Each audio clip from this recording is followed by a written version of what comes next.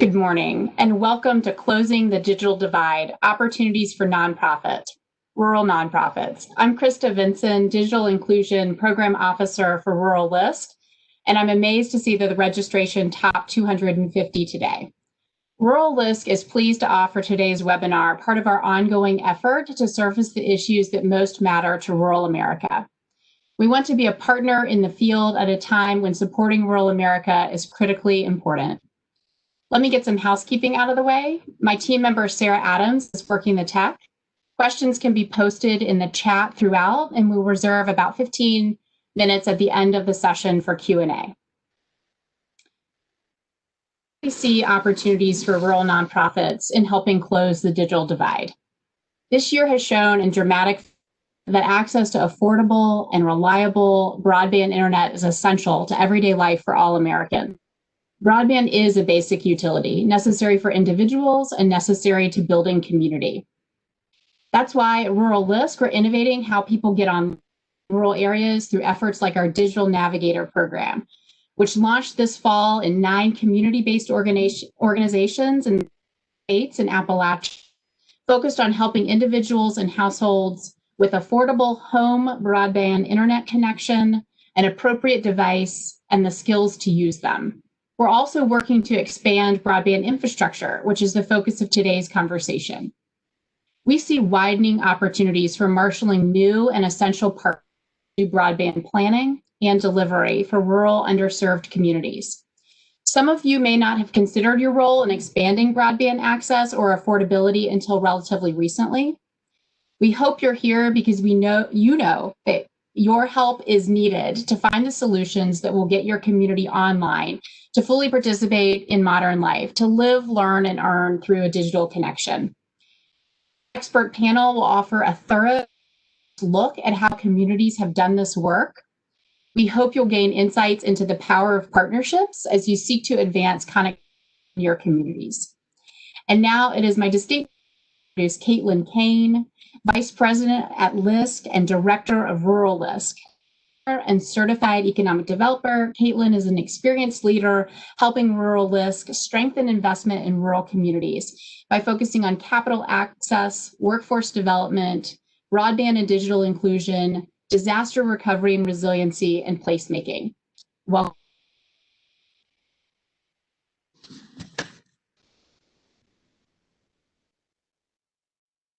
Today to talk about broadband as a major economic game changer, especially for rural communities and communities of color.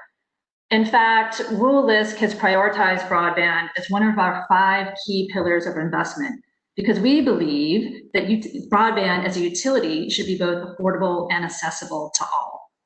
The strength of our future workforce and the health of our economy is directly correlated to the ability to access broadband and internet services, regardless of income or geography, rural or urban.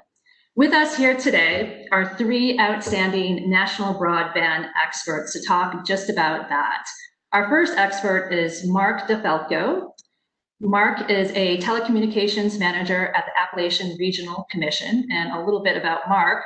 Mark has worked in the telecommunications industry for over 30 years. His career has stretched from a rural telephone holding company to a large inter-exchange carrier. He has testified on telecommunications before public service commissions in over 20 states.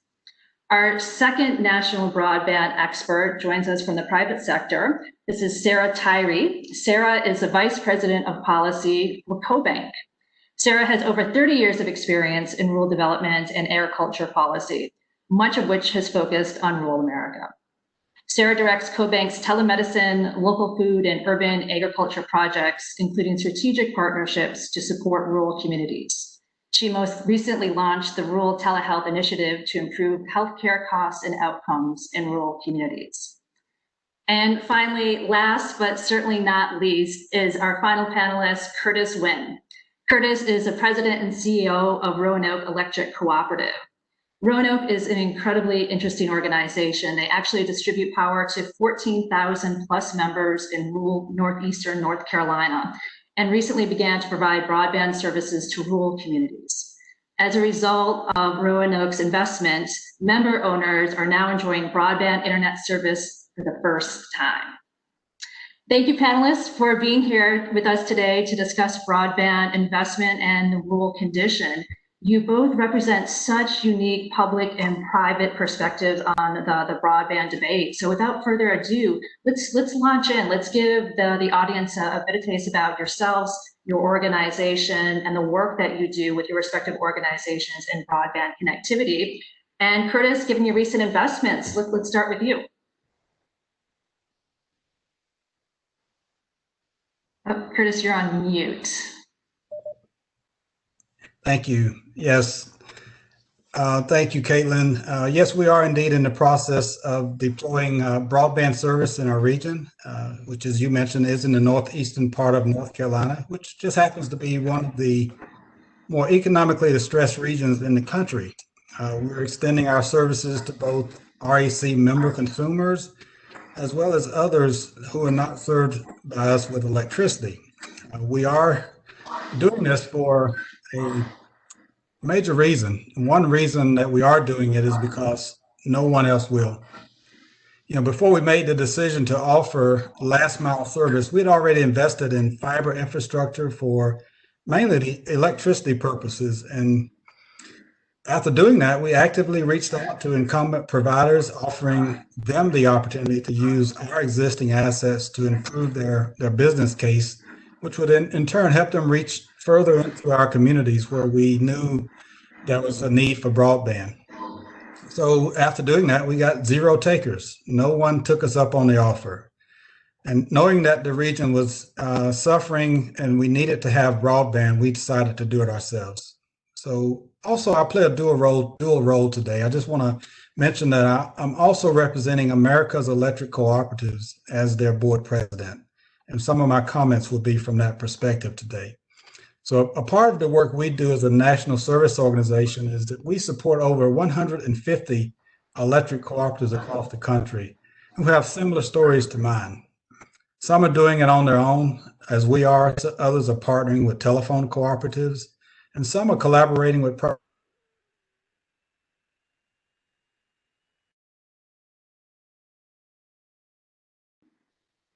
So I'm happy to be with you today. Great. Thank you so much, Curtis. Mark, you represent a regional perspective on this front. You want to talk a little bit about your role with Appalachian Regional Commission?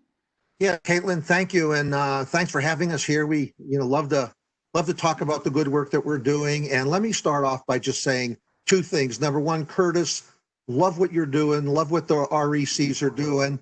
And then Caitlin, thanks for the wonderful introduction. When I started, I used to have black hair.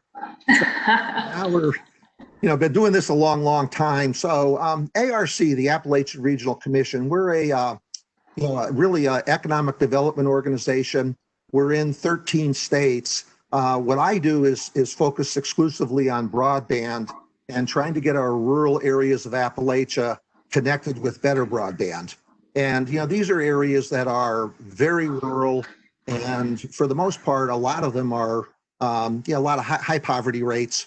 And that all plays into this because the challenge for rural broadband is, I think we all know, is the economics have to work to get providers to want to come in and make the deployments. So what we do is we make grants, and grants going to nonprofits and public entities to try to entice the private sector to come in and make some investments, and the grants help do that. And that's where we get into working with the rural electric cooperatives. I really see that as one of the major highlights in trying to get better coverage into rural America. So what have we been doing? We've been doing fiber, not a real lot of fiber because the expense is so high and we're a small organization. So we don't have that large of a funding pot. But we also get involved with wireless installations, microwave, white space, which we find in a lot of rural areas that is probably the only way that's going to work. And we're looking very closely at the new low Earth orbit satellites, the LEO satellites, Starlink, trying to see if that's really going to be a good solution for us too. So looking forward to getting into those discussions as we we get into the Q&A.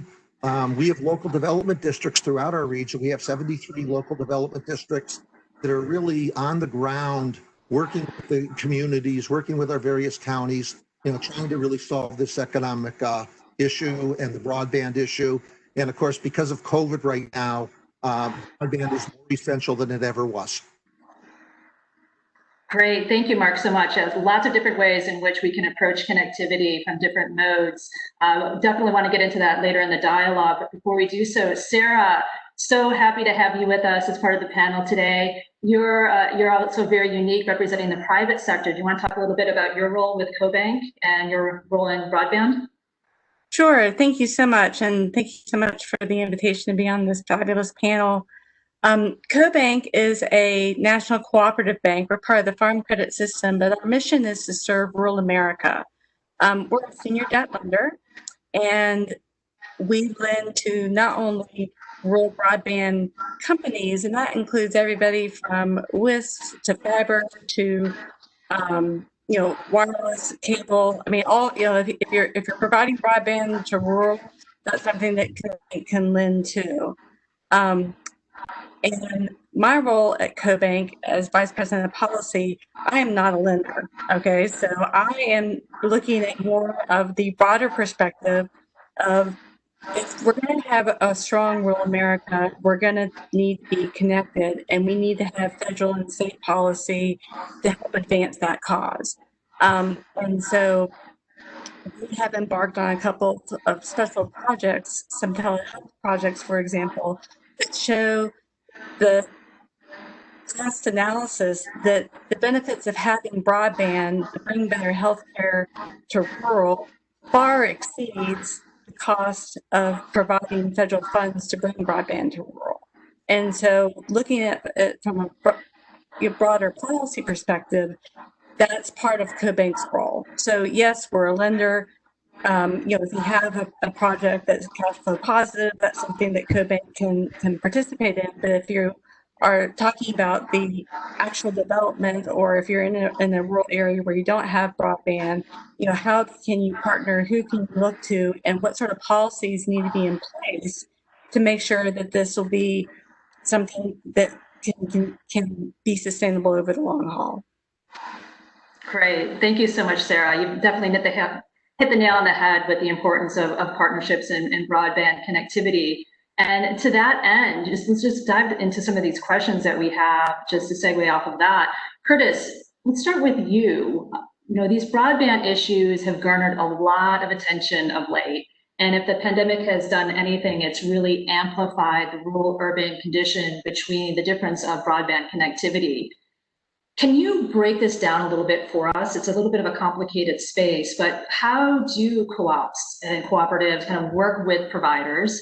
And how and why do you think co-ops are so well positioned to provide this sort of investment, particularly in rural America? Well, first, Caitlin, we are well positioned, well suited to address the connectivity gap that exists. And there are a lot of reasons for that. The first one I'll mention is that if you look at the stated mission statements of most electric cooperatives across the country, it will include a phrase that says improving the quality of life in communities.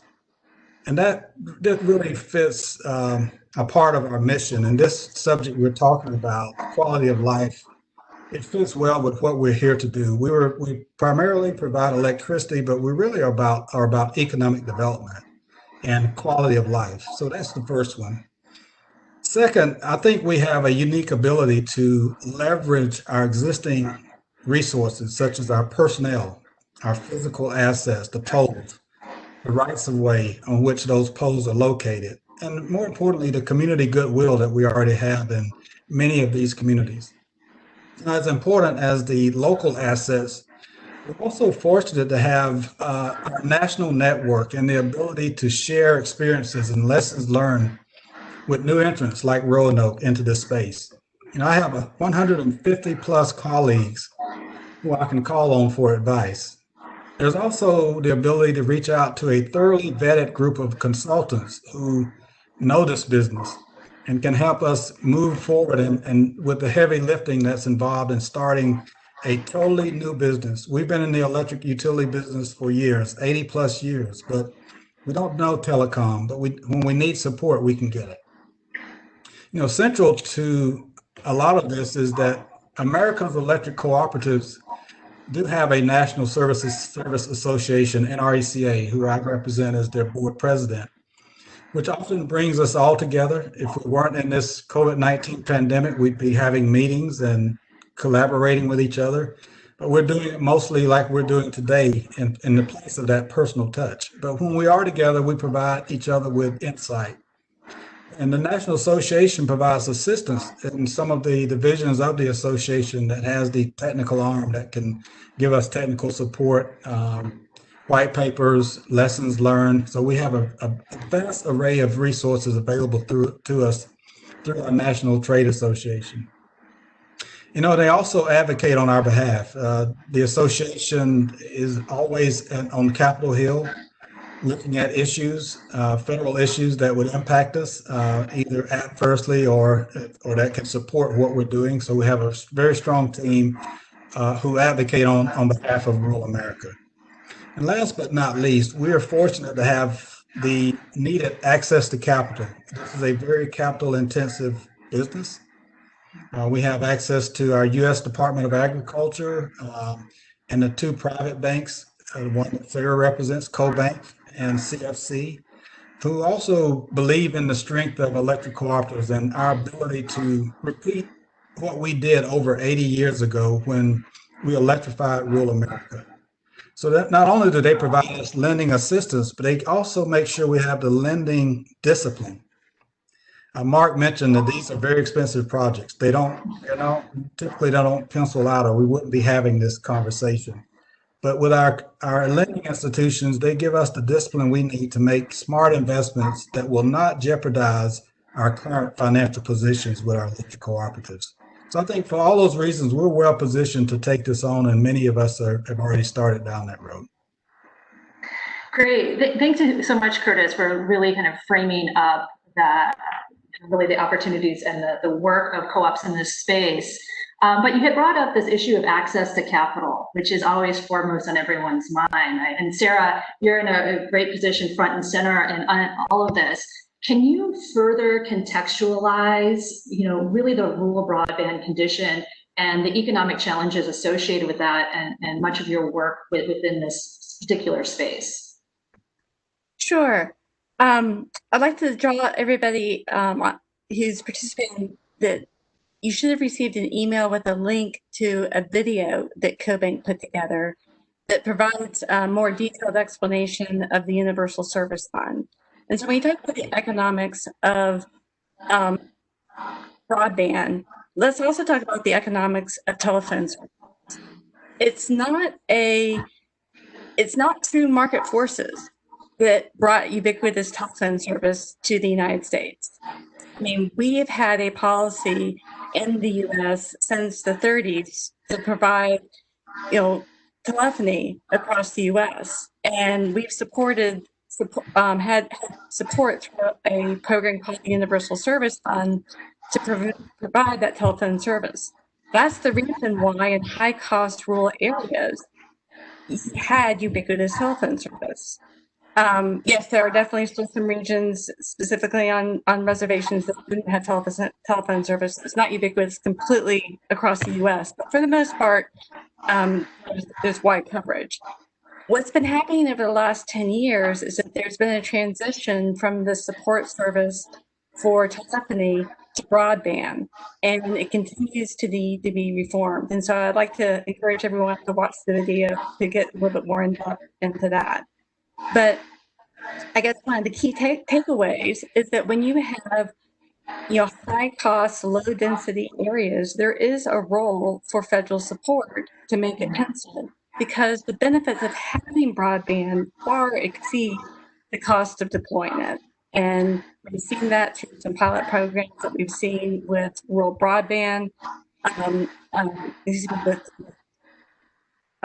telehealth pilot programs. And I think right now during the COVID-19 era, that it's just it's not a question. I mean, to have educational opportunities, you need to have the broadband service. But as far as financing it, when you have these high cost rural areas, there does need to be a level of support in addition to having good collaboration, partnering when it makes sense. So I'll leave it at that. Thank you. I piggyback on that a little bit. I think it's important to recognize that when the copper network was put in place, that that Sarah's talking about, it was done in a monopoly environment where you had a lot of cross subsidies that allowed the infrastructure to be put out in those rural areas. And a big part of the problem we have right now is that existing infrastructure, that copper infrastructure, is really not what's needed to be able to do robust broadband. And so what Curtis is doing is he's trying to lay out a new fiber network in these rural areas. But the mechanism that monopoly cross-subsidy mechanism that was there to support the copper network is not there to support the fiber network. And that's why we're in this situation that we're in. Thank you so much, Mark, for those comments and for that follow-up. And just kind of going with that sort of idea, you're in a really unique position with a regional entity in your particular geography. Can you talk a little bit about how you see the connectivity issue playing out for so many of your rural communities, especially from access to capital, and following up on some of Curtis's earlier points, what it means from a quality of life concern? Well, the connectivity itself is critical. And we're finding that out, especially now, primarily because more and more people are working at home, and then you have virtual learning for students. And so the need for the connectivity has been highlighted by this virus to the point where the House is talking about it, the Senate is talking about it, the White House is talking about it. So there's lots of efforts underway recognizing that we have a problem. But the economics of it is where things start to fall apart a little bit, because as I said earlier, you need a new infrastructure to be able to handle the connectivity. And the best infrastructure is a fiber infrastructure, but it's also the most costly. And so what the rural electrics are able to do, a rural electric is uniquely qualified to do this. They are community or membership owned, and they're looking at a long time horizon in terms of trying to recoup their investment. The private companies do not have the luxury of waiting 20 years to recoup their investment. Wall Street won't let them do that. So they're looking for a quicker investment, which is why they're going into the denser areas where they have more subscribers, which makes it much more difficult to get the rural coverage that we need in the rest of America, which is why we need the subsidy mechanisms to help out. That's great. Mark, you had mentioned a lot, and so has Curtis and Sarah before, on the significance of infrastructure investment. But part of this equation, right, is also the human infrastructure behind it, the partnerships that are really needed to be brought to the table to make all of these investments really pencil out. So Curtis, in particular, you're kind of front and center on partnership creation with all the work that you're doing within the cooperative environment. Can you talk a little bit about these partnerships? How do you bring people to the table? How do these rural communities, especially those that are just beginning, big nascent stage of thinking through this, how do you bring communities like that to the table to think about this, to engage? And in your experience, what have you seen that has worked really well? And frankly, what hasn't? We need to bring you off mute. I keep forgetting the mute button. I have a bad habit of that. Well, first, going back to what we talked about earlier, we co-ops do make investments for quality of life reasons, and we do have concern for our communities. But we've said it in this conversation that broadband deployment can rarely be done solely on the financial strength of the co-op. It just can't happen. For example, the cost to fully deploy broadband for our service territory alone will require us to double the amount of our balance sheet. So we are the cooperative leaders and staff, we are fully consumed in our work to figure out how to raise and invest the capital needed to supply the infrastructure. So after we build it, we have to make sure that we get optimum utilization. If the density is as sparsely situated as it already is, we've got to get optimum utilization for those broadband networks. So we look at value streams. How do they come into play when we can engage with nonprofit community organizations who can help us on what I would call the demand side of this equation? How do we create demand? And this is where we could really use the support of the nonprofit investments and nonprofit organizations. Here are just a few specific examples. We need help to educate citizens on how their lives can be enhanced by using broadband when it does become available. There's still an education gap that we need to make sure folks realize. We also could use help in supporting the cost of convening and facilitating strategy and planning sessions within the communities so that we can get folks on the same page, understanding what is the total value for the community if we can all get behind these investments that, i.e. a cooperative is making. And we also can engage with our local governments and other specific industries or industries that are located in our service territories. I use local governments as one, but healthcare entities, educational professionals. We need all of us at the table to develop comprehensive strategies that will ensure full utilization and understanding of the value of the broadband network. And then the other piece of this is economic development. We keep in constant contact with economic developers and talking about the value that we're bringing and how that can recruit people to come. Speaking about COVID-19, there are a lot of folks in urban spaces who want just that. They want space. So I think that creates an opportunity for more people to find it more attractive to relocate to rural areas. And they won't do it if broadband is not there. So there are a lot of opportunities, but we have to get our heads together and move in the same direction. So in a nutshell, when we can partner with other community institutions, such as nonprofits, and the leaders are coming together, we're able to reveal where there might be multiple streams of value, not just the investment, but multiple streams of value. And we know that multi-system approaches are always more optimal and better than the single isolated system approaches that we often find ourselves falling into. Just a few thoughts. No, that's great. Following up on this point of multiple value streams, Sarah or Mark, do you have any insights you want to lend in terms of what you've seen that have been incredibly valuable from a partnership perspective? We found that communities really require someone, a strong advocate, to really energize the community, to try to entice a group of folks to get together to create the nucleus that pushes through an effort to try to get better broadband.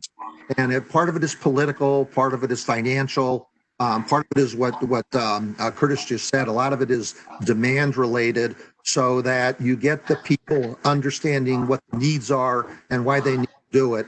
And then one of the things we've advocated strongly is, trying to do a feasibility study for a community to determine where are they right now and where do they want to get to? What are the steps to get there? What are the assets that they have that, things people don't think of, like a water tower could be a wonderful asset for a radio to put out a wireless signal. You could have silos for barns. On barns could be radio, high towers, active towers. So there's some infrastructure out there that maybe, is being overlooked right now. There's also the need of what does a community require now and in the near-term future in terms of bandwidth, because the more bandwidth you need, that's going to have a bearing on what technology you use to get you that kind of bandwidth. Again, fiber's the best. It's also the most expensive. $50,000 a mile to deploy it. Wireless is a whole lot less expensive, much quicker to get in place. Might be a very, very good solution. And I think the more rural you get to, probably the less likely that you're going to get, fiber. It's more on the supply side, but the demand side is very good too. And I'm glad Curtis brought up telehealth, because there's tremendous inroads that need to be made utilizing broadband to bring telehealth, telemedicine into these rural communities, because they don't have the doctors, they don't have the hospitals, and they're losing their health clinics. Mm-hmm. Absolutely, Sarah. You're sitting there from a private sector vantage point on this, and in kind of a unique position in which you're seeing some of these partnerships come together. Can you talk a little bit about some of the comments that have been raised earlier on this point, and what you think actually drives the value and what you see as most valuable in partnership creation? Sure. I'd like to start by talking about one success story that I thought was really quite innovative. And so this is the story. It was a gentleman who moved back to his hometown. Hometown had about, I think the population is about 10,000, had really bad internet. Okay, so the first thing he did was to reach out to the incumbent provider and basically asked the incumbent provider, can I partner with you to build out? And quite frankly, the incumbent provider said, I don't want the area. If you want to do something, go for it. I won't compete with you. Okay. So this gentleman went to the leaders of the local community, and it's a pretty well established. It was a farming community. He went to the large farmers in the area, the professionals in the area, and set out a business plan of, if you invest in this fiber build out, this is going to be your return on investment over the next 3 years. And he did the business planning. And what he also did by going this approach, he was able to raise the equity for the build out locally, but he also built the local champions. And so these folks who actually put their money where their mouth was, right, were also the ones who were, advocating for the take rate of the broadband. They're the ones that went to their churches and to their, to the schools and said, hey, this is coming. Make sure once it's there that you sign up for it. So that's just, I just want to tell you that's one story that I think is a great success story, but it's also a way of how a community came together to solve the problem. But I also think it's very important to one of the big takeaways is that they did that knowing that they weren't going to face competition, because in some situations, people are frustrated, they don't have the broadband, they start to do a build out, and then the incumbent provider all of a sudden that says, hey, wait a minute, we like that cash flow from those landlines, we don't want people to come in and overbuild. And that's just something that you become aware of when you do your feasibility study. But that's just, I think it's a great story. So. No, that's a great story. And it just definitely shows the power of advocacy at the grassroots level in bringing all of these coalitions together. So thanks for bringing voice to all of that and for helping us understand how you can really organize to achieve this vision of connectivity. We're on time for the very final question here that I want to ask of all three of you before we open it up to questions. We came from tons of questions from the audience here, so I want to provide some time for that. But the final question, and Curtis, we'll start with you. And if all of you can just take a few minutes to answer the same question, that would be great. There's been a lot of commentary about digital equity and inclusion, especially in communities of color. And from your perspective, what more needs to happen politically, socially, economically, especially as we're heading out of the pandemic? Where do you really think we need to go next? Well, it's certainly, I think we all can agree that the pandemic has given us a clear view of the inequities that exist, more so than we saw before, especially in rural America. There are so many areas of disparities that we could point to, but let's just focus on three areas. And I think all three of these, two at least, have already been raised in this conversation.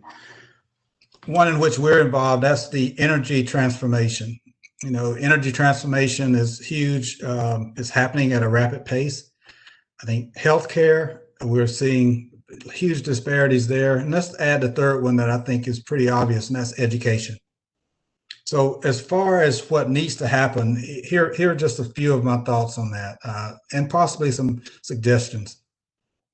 Just take our project as an example. As a part of the cost justification, we were sitting at about 6.5 meters or households per mile. And we're trying to figure out, how do we make this pencil out? One of the approaches we're using is an approach called contra revenue.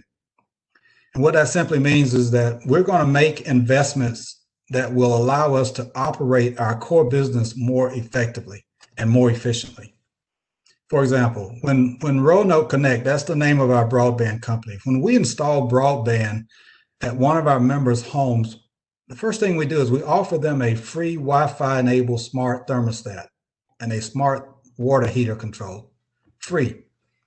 And we ask them, the only stipulation we ask is that participate in our demand response program, through which we will be able to adjust these devices to help lower the cost of what we pay for power costs as a utility.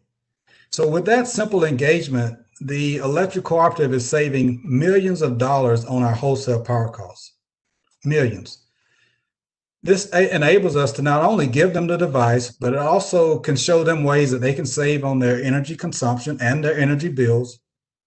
Plus, we give them a monthly bill credit just for participating, $4 every month. Well, actually $5. That's a lot when you add it up for the whole year, plus they're saving on their electricity costs. So the question I have to ask is, how do we use broadband deployment to duplicate this operating efficiency concept in other areas such as healthcare and education? Are there similar inefficiencies in keeping people, especially rural citizens, well? Is it more efficient to do what I think Sarah is promoting in a lot of her outreach, to do telehealth versus people driving in rural communities trying to get healthcare? Especially during the pandemic. I mean, it's a major problem. I've seen healthcare providers have to go out of their offices and walk to people's cars to treat them. But if telehealth was available with broadband, of course, it has to be there for that to work. What could we do? How could we cut costs in telehealth or in the healthcare area? With education, can distance learning be effectively applied to educate rural children, again, especially during this COVID-19 pandemic? Are there costs to educate that we could cut to apply those towards and repurpose these costs to allow more people to afford a monthly broadband subscription, especially in low wealth communities? But I just strongly believe that support with identifying these inefficiencies and potential efficiencies for utilities, for healthcare providers and educators, and you could expand that list even further, they will create win-win situations. And I think they will also ensure greater utilization of the investment that is being made in broadband once it is deployed. So these are some just thoughts that I think we could really explore, and with the help and assistance of the nonprofit community and investors in community outreach and support, some areas that we could really begin to focus on. Curtis, you brought up a lot of great opportunities and points for how to address one reason why we need to address the affordability issue and opportunities for doing so kind of moving forward. Sarah or Mark, do you have any other comments you want to follow up on that point in terms of how you see some cutting edge and unique alternative investments being made to address this affordability issue? This is Mark. I think this is an economics issue all the way around. I mean, you have the economics of deploying in rural areas, which that's why we need the grant money to make it work. But the other side of this is low-income households who just can't afford the service if it's available to them. And that could be in rural areas, but it also could be in, urban areas where, folks are in poverty areas where they just don't have that extra money. So there are mechanisms, the high cost fund being one of the mechanisms. But I think to really solve this, you're looking at, the federal government having to step up and do some really large investments, which they're doing it now. The FCC is doing a lot with their RDOF program, Rural Digital Opportunity Fund, which is going to try to bring deployments into areas that are unserved right now. And of course, USDA is doing a lot with their Reconnect program, Reconnect initiative. We do what we can through the Appalachian region. There's another of other agencies out there that are, filling in the gaps. But the big money right now is from FCC and USDA, but it's nowhere big enough to what's needed to really wire up the entire country the way it really needs to be done. Sarah, I'm going to give you the final floor, the final ability to comment on here and bring it home. And it was just ask you to weave in some of your policy suggestions for us in terms of, we've heard a lot on the economic side, but also any policy suggestions that you'd like to highlight that we should know about going forward. Well, regarding policy, back to what the federal communications, their funding that they have for the RDOF, what they have for Lifeline, what they have for the E-rate program, there's a mechanism in place that is, overall it's called the Universal Service Fund. But today, the only fees that are going in to fund the Universal Service Fund comes from telephony. So if you just have a broadband connection, you are not paying into the fund. But if you have a landline, you are. But the funds are being used to support broadband. So there's a bit of a disconnect there. And so they're doing a great job of reforming how the funds are being used to support broadband. But the next step is to actually have the contributions reform so there's enough funds overall for the next 10, 15, 20 years to make sure that we have the funds that are needed for these high-cost rural areas for affordable, ubiquitous broadband. Thank you so much for those comments, Sarah. And I was actually just, as you were talking about that, kind of going through some of the audience questions on the policy front. And we're at the time where we can actually segue directly into Q&A with the audience. But I wanted to bring this to your attention in particular, because I think it's a great follow-up. And this really goes to the policy issues arising from the CARES Act that allow ARP to waive local cost share requirements for coronavirus-related grants. Given that there are many federal grants, and not just ARP, have prohibitive cost share requirements for rural communities, is there a policy fix on the horizon? So it's too expensive for rural communities. What are we doing at the federal policy level to address this?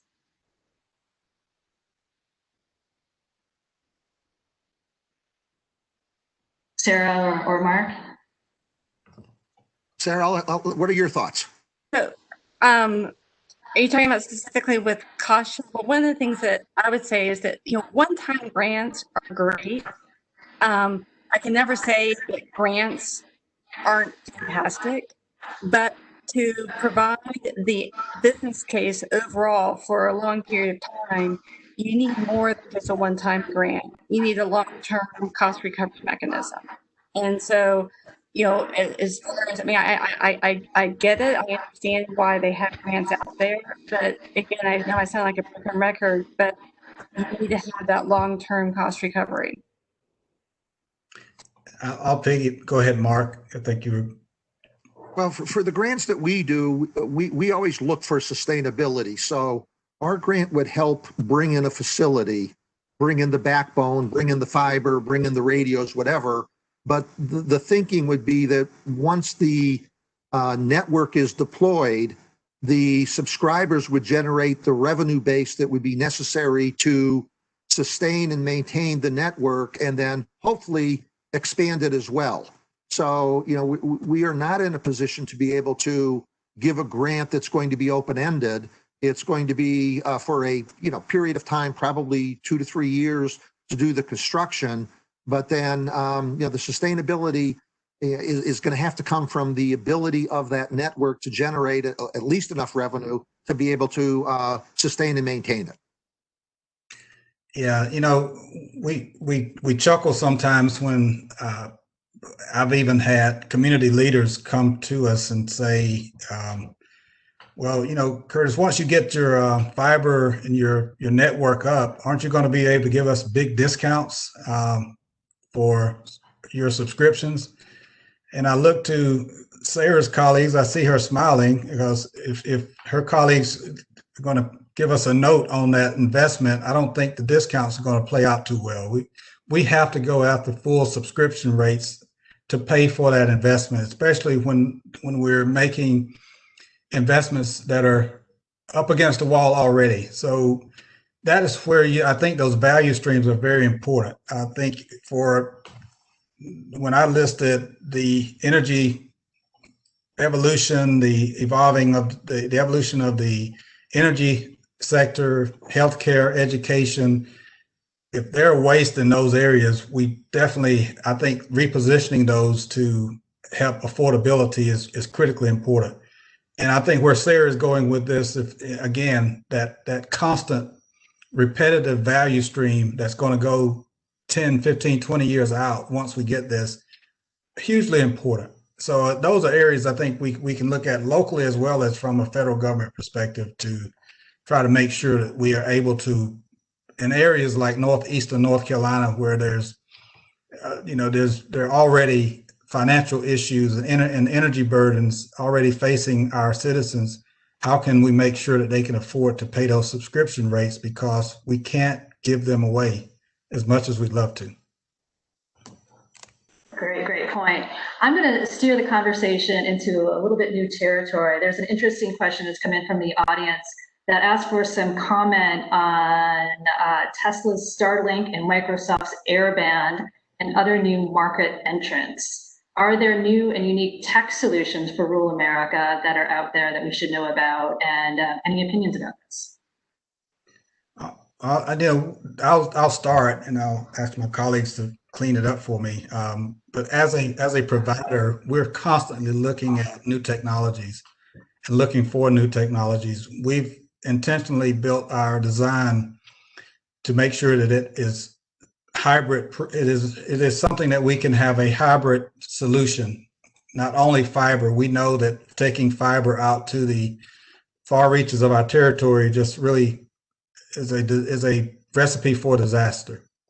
So we are combining fixed wireless with that. We're looking currently, as a matter of fact, as we speak, we're looking at new technology around fixed wireless that is even better than what's already on the market. We are deploying, as Mark mentioned earlier, TV white space. We're looking at that.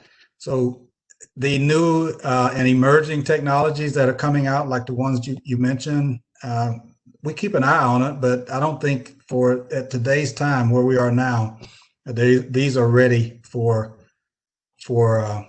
prime time yet to really be deployed, if you will. And I echo that. There's some great technologies that are helping our customers get to the last mile, the last farm at the end of the road. They're using the white space technology and some of this other, that as far as a silver bullet, that means that you don't have to have a robust fiber backbone to connect to the data centers that primarily are located in urban areas. So when you think about using your phone and the app, a lot of that processing is being done in data centers in urban areas. So if you think about how rural and urban need to be connected, these things happen just instantaneously, it seems, or at least now we're expecting it to be, but you need to have that fiber backbone connection. These other technologies that help bridge that gap between the last mile and to the pole that's connected to the fiber backbone, that's great, but it's not, at this point, isn't a standalone technology. That makes sense. No, that's great. I think this one other question that just came in from the audience kind of dovetails a little bit on that. It has to do with anchor institutions, specifically those in rural communities, so hospitals, community colleges, schools that have access to broadband. How can rural areas adjacent to those anchor institutions also benefit from that access? Anchor institutions really, in many ways, can support getting out to the last mile. And I think particularly when you have institutions, these anchor institutions who have I guess you would say, consistent customers as the providers. So, for example, let's go right back to the three examples. The utility has rural consumers. The healthcare facilities have rural health that they need to take care of, and the education has rural students. How can those anchor institutions with the locations that are not in the rural areas support the build out? You have county governments that have rural constituents that are common with the others. How can they utilize or provide at least an opportunity for the service provider to have an opportunity to at least bid on their services that are in urban areas as a means to be able to support those rural areas? So there's a role there just strictly from a business opportunity perspective of how we might be able to utilize those. But then there's telecom providers who need broadband. There are other anchor institutions that we look at that are looking to locate in rural areas or may not be there yet, that are looking at how they can get out to those rural areas. And those are very critical to the success of a broadband deployment in rural communities. Yeah, I think we have a checkered past in regard to anchor institutions. They're critically needed to increase the demand in a rural area so that you have enough volume to get a provider to come in. But what's happened historically, and it started really with the E-rate program, where the subsidy was put out there to connect rural schools, but it created almost like a private network to bring a facility to a rural school, but then that facility could not be used for anything other than education at that school. And then you have hospitals that might have rural health clinics in some rural areas, and they bid with a national provider to run facilities to all of their rural healthcare centers. But again, those are then on a private facility that can't be used for anything other than its intended purpose, which is just to connect that rural health clinic to the teaching hospital. So they are critically important. You need that demand to aggregate together to create enough overall requirement to get providers to want to come into an area. But we just have to make sure that we do it carefully, because once you strip that demand out and put it over a private network, a private line, a private facility, even a satellite, then that demand, which is the largest single demand because it's an anchor institution for that community, gets siphoned off, and then there's not enough there to get somebody else to come in to serve the area. So we just have to do that the right way. And often, Mark, you did a very good job of explaining that it's to the detriment of their constituents who need service, who are located in rural areas. Yes, very much so. So Curtis, Mark, and Sarah, to that point, it seems like there is certainly a need and a role for public-private partnerships in broadband investment, specifically in rural areas. What do you see in terms of what that model could look like? Are you seeing anything that's effectively playing out right now? And if not, why? There's a lot of models that are out there. The biggest one we've been involved with has been the one in Kentucky, Kentucky Wired, which was an attempt to put a fiber backbone really into every county in Kentucky. We, of course, were interested in Eastern Kentucky because that's the Appalachian region. But the plan was to really do the entire state. And it had public partners, it had private partners, it had financing partners. It just a lot there to try to make it happen. It's really what we've been talking about. It's getting that advocate, getting the community to rally around this, and then trying to find all the partners, including the anchor institutions. You really need to make this work in a rural area. You need everybody pulling in the same direction. I think the use of vertical assets would be a local example of how that support with the school systems or county governments that have the water towers, as Mark mentioned earlier, making those available to a provider could be very helpful. So those are really simple public-private partnership opportunities that we could always look at. Great. Sarah, do you have any other comments you want to lend to this? Yeah, I mean, just a dream in a perfect world that partnering should be rewarded. I mean, just when you have more partners, you see more people working together. That should mean that you're at the top of the list for any sort of support. So, And kind of given that, I'm throwing this out to all of you. How are you seeing a change in the philanthropy space for support for broadband investments? How do you see it? Is it growing? How do you, or if not, what do you think are some of the challenges? Where does it need to grow? Not just philanthropy, also CDFIs, the role of CDFIs in this sort of space. And what are you seeing that's kind of unique right now? And what are some opportunities for future growth?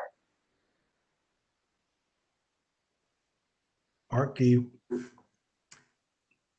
We've have some experience with some of the philanthropy organizations. The Benedum Foundation in West Virginia and Western Pennsylvania has done an awful lot, and broadband is one of their linchpins right now, because everybody again is recognizing the vast need for better connectivity. They co-fund some projects. They help make some of the investments. They also do a tremendous amount of the legwork around helping educate the community why they need this. And we've talked about that already, but trying to get the community to understand the dynamics of this and what it's used for and how it's used. So a lot could be done there. A lot needs to be done there. Problem with a lot of the bank funding is getting back to the returns.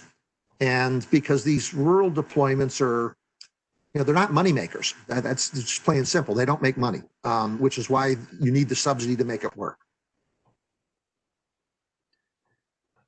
it's certainly a community reinvestment opportunity. I'm not sure. I know we haven't seen any specific examples. Most of our knowledge and experience has been around the demand side, as I mentioned earlier in my comments, helping convene stakeholders to figure out ways to maximize the utilization of the networks.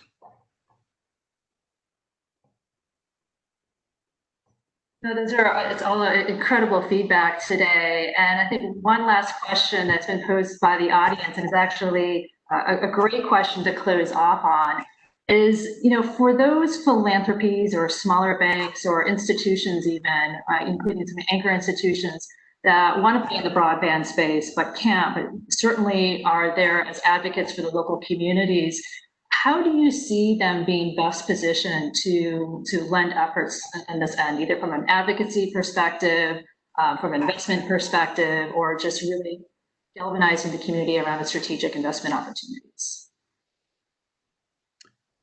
I'd say all of the above. I think all of those you listed, Caitlin, are really situated on the demand side. I think the possibility of tapping into those resources to help supply the investments is a pretty far reach, but those ancillary services and support services to get full utilization of these networks, I think those are critical and badly needed. Mm-hmm. Absolutely. Sarah or Mark, any closing ideas on this? Yeah, the Broadband USA from NTIA, Broadband USA, they have a website. If you type it into your search engine, Broadband USA, one word, they have guides that they put together that discuss all of these things, trying to get communities together to understand this, to do the, as Curtis said, the demand side of the equation. You have the supply side, you have the demand side. And they have good resources there. And they also have a federal funding guide there for a community to look and say, yeah, if I need money to do the supply side, where are the different options of where I go to look at the money? So I think that's a wonderful resource for communities. And if you contact them, they'll even people out to your community to hold workshops and roundtables, things like that, to try to, build that excitement, which is what you need to get this thing going. And that's, what Sarah said earlier in terms of, you want to get that buzz going, you want to get the community to rally around it. And, that's all part of how you make this work. No, that's great. It's good to know that resources out there for the communities, and we'll definitely in our follow-ups make sure that many of the participants on this get that link so that they know exactly where and how to follow up. So Sarah, I'm leaving it up to you again. So to close it out with any additional thoughts on some of the themes that have been raised today.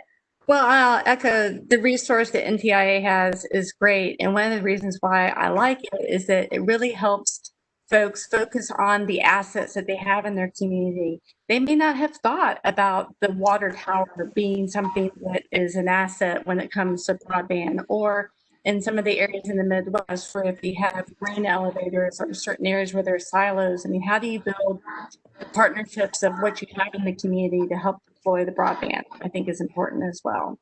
So I guess my last words would just be the power of partnerships.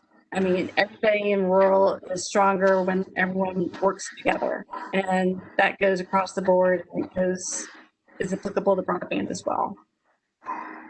Absolutely, cannot reinforce that enough. And that's actually the reason that we're all here today in partnership to talk about the significance of broadband investment, particularly for rural America, making it affordable, making it highly accessible, and providing these communities with tools and information on how to do just that. So thank you, all participants that were here today. Thank you for your patience as I navigated both my iPhone for all the questions and the WebEx here. Sometimes it can be cumbersome, so I appreciate all the patience. Panelists, you have been tremendous. Thank you for your insights on all of this. And any audience participants, if you have any additional questions, you can send those questions to our attention here at Rural LISC, and we will make sure that those can be answered and seen by the panelists for additional feedback. But we're out of time, so with that, thank you all again for participating. It's been a lovely session. Thank you. Here. Thank you. Take care. Thank you.